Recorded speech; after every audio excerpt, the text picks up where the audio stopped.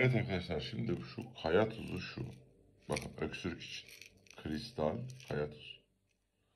Bunu bir tutalım. Şöyle bir tutalım. Yani elimizin ucuna alıyoruz. Dilimimizin üzerine koyuyoruz. 3-4 dakika arkadaşlar. Eriyene kadar. Normal böyle nefes alıp veriyoruz arkadaşlar. Eriyene kadar. Bu 3-4 dakika sonra veya eridikten sonra istersen bunu tükür, istersen suyla iç. O fark etmiyor ama bronşlara gidiyor ve bronşlarda öksürüğü zank diye kesiyor. Anında kesiyor arkadaşlar.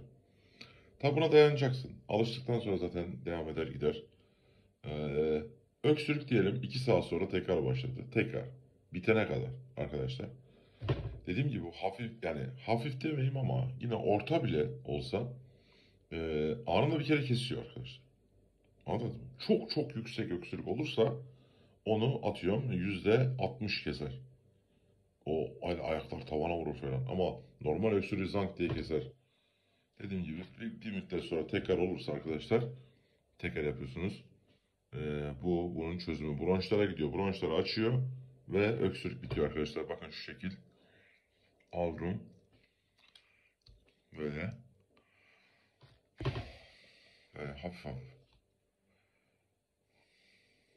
Kendini yormadan eriyene kadar.